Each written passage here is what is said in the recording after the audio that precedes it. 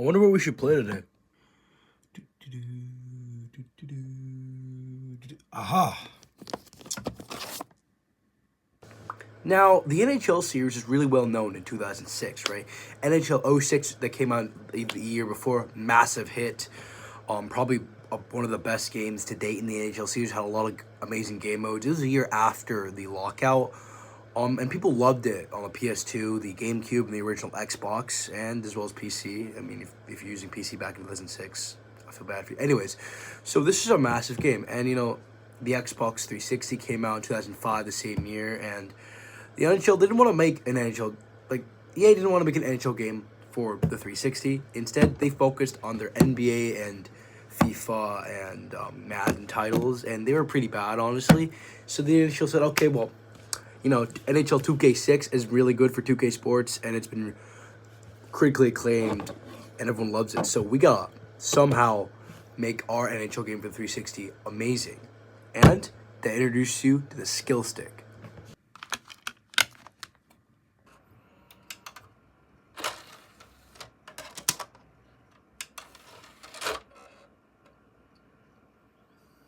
Now, I wasn't born when this game came out in 2006, so my opinion is going to be from, like a late Gen Z perspective. I bet this game was, like, absolutely amazing when it first came out.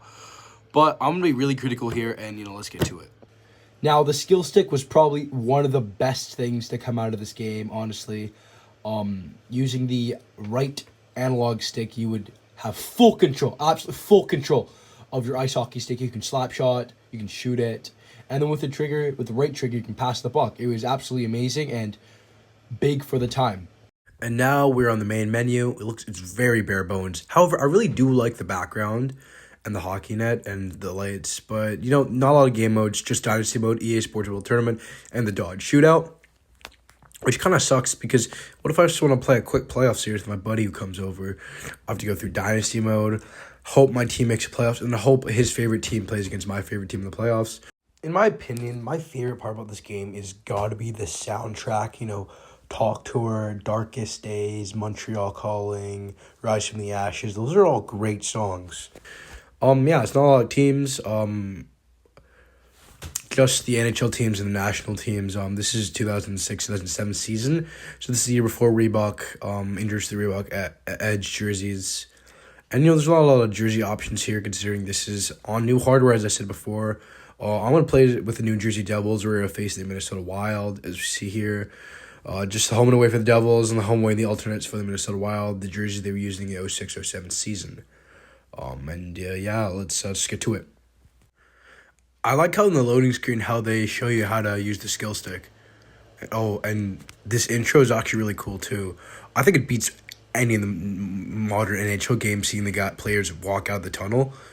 I think it's absolutely amazing. And, I wish EA will put this level of attention to their modern games, because look at this. And this is also the first year with the commentating duo of Gary Thorne and Bill Clement. These two did commentate some of the NHL 2K games, but now they're here for EA, and they commentate from NHL 07 all the way up to NHL 14. And honestly, in my opinion, they're probably my favorite commentating duo, because it felt like they were actually like commentating the game, something like, especially with Bill Clement.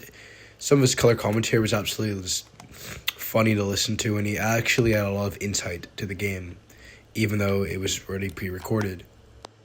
Now, one thing I've noticed with these early 7th generation NHL games, like, I guess up to NHL 11, is that the hitting, like, as we see right here, is very, like, animation-based, and there's not a lot of physics at all, which, I mean, I've said this a lot. This was a new console at the time, new hardware. They're working with what they got. But it makes the game just really kind of hard to, like, play in a way, and it's just kind of janky. And then another hit there, it was just an animation instead of just physics, but honestly, it's not the end of the world. Now, I'm pretty sure it's the first EA NHL game where they added goalie mode. It was really broken, though, however, as we can see here. I'm just with Marty Brodeur, and he's just way out of the net for some reason. For some reason, he can go the length of the ice, and, Marian Grabenik would score.